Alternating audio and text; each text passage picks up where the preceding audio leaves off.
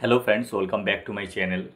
আজকে আমি তোমাদের সঙ্গে যে বিষয়টা নিয়ে কথা বলবো সেটা তোমরা থাম্বনেল থেকে হয়তো অবশ্যই বুঝতে পেরেছো। আজকে যে বিষয়টা নিয়ে কথা বলবো সেটা হলো এসএসসি জিডি যে ফিজিক্যাল হতে চলেছে দুর্গাপুর, কেমনভাবে ওখানে হয়ে থাকে, তোমরা কেমনভাবে যাবে, তোমরা রুম ভাড়া ওখানে কোথায় পেতে পারো, সমস্ত ডিটেলস এই ভিডিওর মধ্যে আলোচনা করব। তাছাড়া ওখানে ফিজিক্যাল যেটা কেমনভাবে হয়ে থাকে, আমি 2023 সালে আমার physical SSC GD group centre Durgapur West Bengal pin 713214 এখানেই হয়েছিল। আমাদের সময় একটা কথা বলি, আমাদের সময় যখন ফিজিক্যাল হয়েছিল সেই সময় গ্রুপ সেন্টারের মধ্যে সিআরপিএফ গ্রুপ সেন্টারে দুই জায়গায় ফিজিক্যাল হয়েছিল, গ্রুপ সেন্টার নাম্বার 1 এবং গ্রুপ সেন্টার নাম্বার 2। অর্থাৎ সিআরপিএফের যে গেট দিয়ে তোমরা প্রবেশ করবে সেই ওর মধ্যেই 1 এবং 2 দুটো ভাগ করা ছিল। তো বন্ধুরা, আমার চ্যানেলে যারা নতুন দর্শক অবশ্যই তোমরা সাবস্ক্রাইব করে পাশে থেকো, কারণ এসএসসি জিডি রিলেটেড এবং চাকরি সংক্রান্ত ভিডিও আমি সবসময় তোমাদের সামনে নিয়ে আসতে থাকি। তো প্রিয় বন্ধুরা, তোমরা যখন যাবার সময় তোমরা শিয়ালদা থেকে যদি যেতে চাও, শিয়ালদা থেকে অনেক এক্সপ্রেস আছে বা অনেক লোকাল ট্রেন আছে যেগুলো তোমাদের দুর্গাপুরে নিয়ে যাবে। তোমাদের ডেস্টিনেশন যেটা দুর্গাপুর, সেই দুর্গাপুরে যাওয়ার জন্যে তোমরা অবশ্যই যে এক্সপ্রেসগুলো নিতে পারো সেগুলো হয়ে গেল শিয়ালদা টু দুর্গাপুরের শিয়ালদা বালিয়া এক্সপ্রেস আছে, যেটা তোমাদের 1:40 ছাড়ে এবং তোমাদের 4:30 নাগাদ দুর্গাপুরে পৌঁছে দেবে। তোমাদের দুর্গাপুরেই নামতে হবে, দুর্গাপুর বলেই স্টেশন একটা পেয়ে যাবে ওখানে। এবং নিউ দিল্লি রাজধানী ধরতে পারো, যেটা তোমার ও দুর্গাপুরের ওপর দিয়ে যায়, দুর্গাপুরে থামবে, সেটা তোমার 4:50 শিয়ালদা থেকে ছাড়বে। এবং গঙ্গাসাগর এক্সপ্রেস 9:17, এটা অনেকটা লেট হয়ে যাবে, এটা তোমরা ধরবে না। এরপরে আছে সিউড়ি এক্সপ্রেস, এটা 5:15, এটাও তোমরা নিতে পারে। এইগুলো ধরে তোমরা চলে যাবে সোজা দুর্গাপুরে তোমরা যেখানে নামবে, ওখানে নামার পরে ওখান থেকে বেশি দূরে নয়, ওখান থেকে একটুখানি হয়ে যাবে তোমাদের গ্রুপ সেন্টারে যখন তোমরা পৌঁছে যাবে, অবশ্যই তোমরা অতি অবশ্যই তাড়াতাড়ি পৌঁছাবে, সন্ধ্যার আগে পৌঁছানোর চেষ্টা করবে বা সন্ধ্যাবেলায় পৌঁছে যাবে। ওখানে গিয়ে গ্রুপ সেন্টারের সামনেই অনেক ঘর আছে, কাছাকাছি, বেশি দূরেও নয়। গ্রুপ সেন্টারের কাছাকাছি তোমরা অনেক রুম রেন্ট পেয়ে যাবে। তোমরা যদি তাড়াতাড়ি যাও তাহলে তোমরা কাছের রুমগুলো নিতে পারবে এবং গ্রুপ সেন্টারে যেখানে লাইন পড়ে সেই কাছাকাছি তোমরা থাকতে পারবে।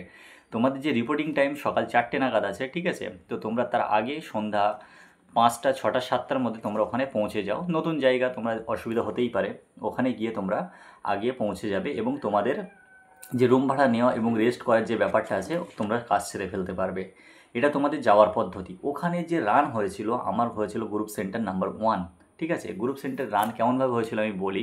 ওর মধ্যে কোনো বড় গ্রাউন্ড নাই, গ্রুপ সেন্টারটা অনেক বড়, কিন্তু ওর মধ্যে যে রানিং করার যে স্ট্রাকচার করা আছে ওখানে, ওর মধ্যে রানিংটা এমনভাবে হয়ে থাকে, রানিং রোডের ওপরে হয়ে থাকে। আমাদের সময় হয়েছিল রানিংটা 3 চক্কর দৌড়াতে হয়েছিল। তুমি 1 চক্কর কমপ্লিট করবে একটা টোকেন পাবে, 2 চক্কর কমপ্লিট করবে একটা টোকেন পাবে, এবং 3 চক্কর যখন কমপ্লিট হয়ে যাবে তখন তুমি আরেকটা টোকেন পেয়ে যাবে। এইভাবে গ্রুপ সেন্টার রান হয়েছিল এবং আশা করি এই বছরও তোমাদের রানটা এইভাবে হবে, কারণ আমরা যখন ওখানে গিয়েছিলাম দেখেছিলাম আমাদের সময় এইভাবে হয়েছিল এবং আমাদের আগের ব্যাচগুলো ঠিক রানিং এইভাবে হয়েছিল।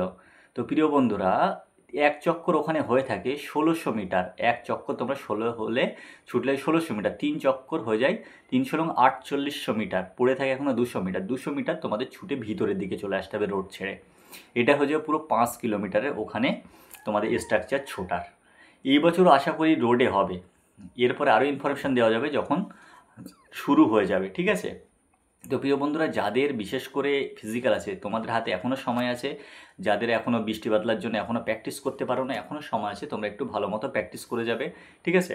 আমাদের সময় দুর্গাপুরের সেন্টারের ফিজিক্যাল যেটা হয়েছিল ভীষণ হার্ড হয়েছিল এরকম না, ভীষণ নর্মাল হয়েছিল এরকমও নয়, কিন্তু ওখানে যাদের চেস্ট একটু বাদ দিয়েছিল এবং হাইটে একটু ছেঁটেছিল, ওখানে কি করেছিল, ওখানে যেটা করেছিল প্রথমে একদম প্রথমে হয়েছিল হাইট এবং চেস্ট মেজারমেন্ট প্রথমে করে নিয়েছে, তারপর রানিংয়ের জন্য ছুটতে দিয়েছিল, ঠিক আছে? যার জন্য অনেকটা লেটে ছোটা শুরু করেছিল। আমাদের প্রায় কম বেশি 11:30 নাগাদ আমাদের রানিং শুরু করেছিল। আমার রানিং হয়েছিল বিকেল 12টার, দুপুর 12টার সময়, ঠিক আছে? একদম পুরো কড়া রৌদ্রে রানিং হয়েছিল। তো বন্ধু, সেই হিসেবে তোমরা একদম প্র্যাকটিস করে যাবে যাতে তোমাদের কোনো রকম সমস্যা না হয়। দুপুর 12টার দিক, 1টার দিক, 2টোর দিক, রৌদ্র থাকুক বৃষ্টি থাকুক, 5 কিলোমিটার কমপ্লিট করতে হবে। এটাই থাকবে তোমাদের টার্গেট, ঠিক আছে? এটাই টার্গেট থাকবে, কিচ্ছু না বন্ধু। 5 কিলোমিটার যারা প্র্যাকটিস করে যাচ্ছ তাদের কোনো সমস্যা নেই, তারা আরামসে পাস করে যাবে, ঠিক আছে? এই নিয়ে কেউ টেনশনও করবে না, কি হবে না হবে টেনশন করবে না, যেটা তোমাদের মেহনত করা, তোমাদের যে 100% এফোর্ট দেওয়া সেটা দিয়ে যাবে, বাস যা হবে দেখা যাবে। ঠিক আছে, অল দ্য বেস্ট বন্ধুরা, যারা অবশ্যই নতুন যোদ্ধা আছো চাকরির জন্য, আমার চ্যানেলের সঙ্গে জুড়ে থাকবে। নতুন নতুন ভিডিও তোমাদের মাধ্যমে, আমার মাধ্যমে তোমাদেরকে আপডেট দিতে থাকবো। থ্যাংক ইউ, জয় হিন্দ।